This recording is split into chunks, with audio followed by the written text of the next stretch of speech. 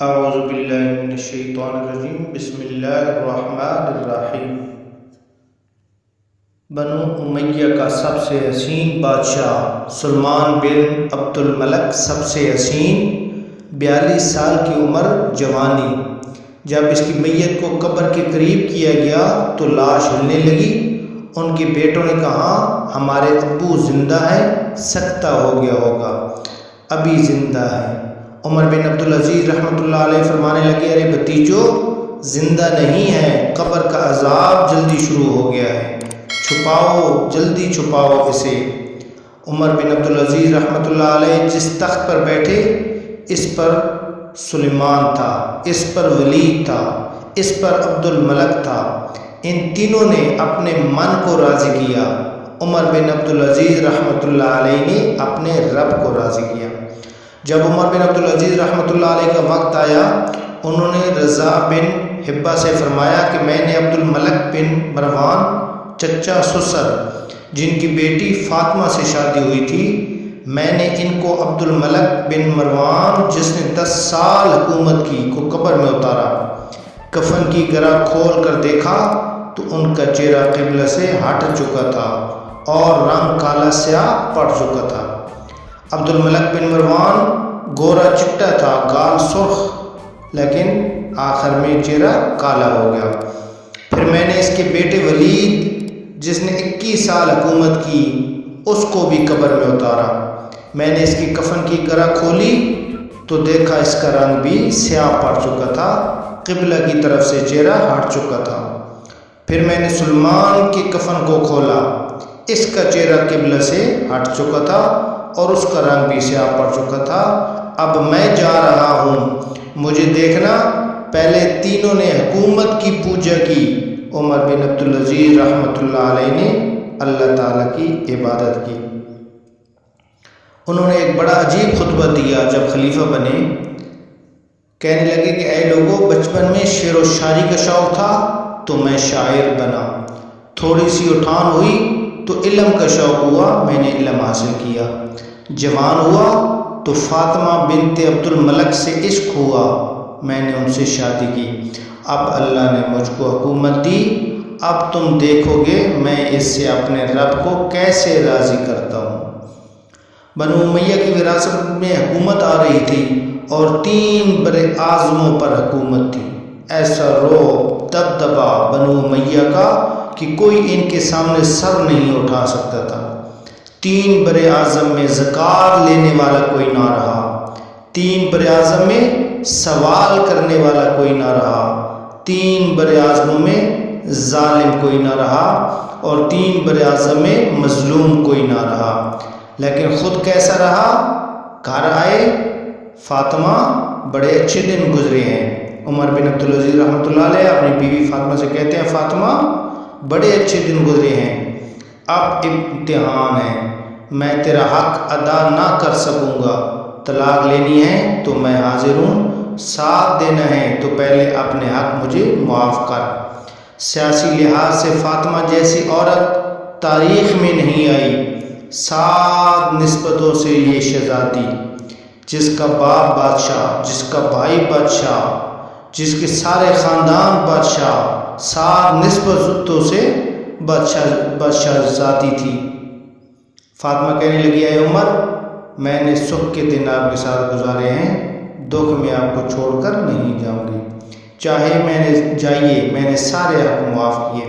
پھر عمر بن عبدالعزیز رحمۃ اللہ علیہ کی راتیں اور دن کیسے گزرے؟ مصلی پر روتے روتے وہیں سو جاتے اور مصلی پر روتے روتے وہیں سے اٹھتے۔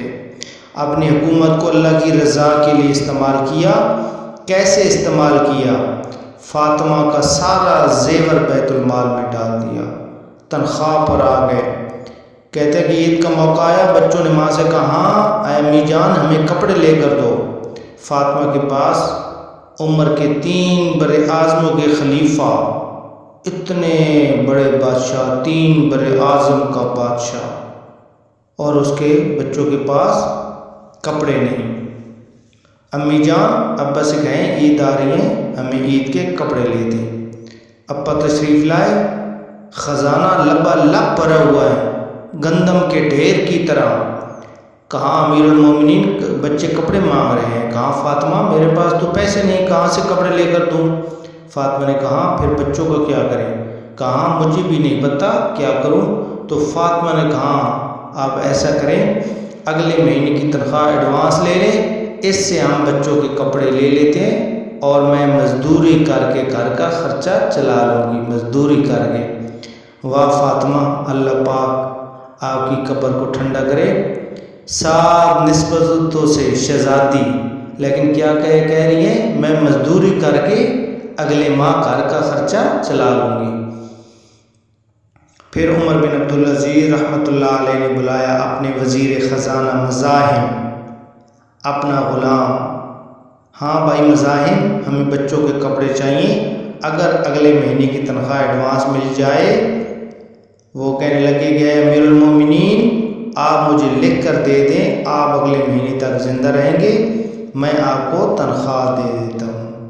آپ نے سر جھکا لیا، اٹھے، گھر آئے، اپنی بیوی سے کہا فاطمہ بچوں سے کہہ دو ان کا باپ ان کو کپڑے نہیں لے کر دے سکتا۔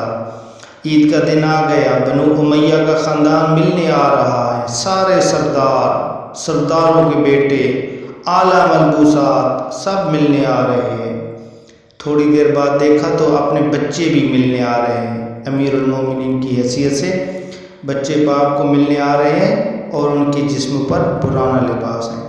حضرت عمر بن عبدالعزیز رحمۃ اللہ علیہ نے ایک طرف دیکھا تو سرداروں کے بیٹے اور زرق برق پوشاکیں، ایک طرف اپنے بچوں کو دیکھا جسموں پر پرانا لباس۔ ارے اس باپ سے پوچھو جو سب کچھ کر سکتا ہو لیکن پھر بھی اللہ کی رضا کی خاطر مٹھی بند کر لے کہ نہیں میں نے حرام کی طرف نہیں جانا۔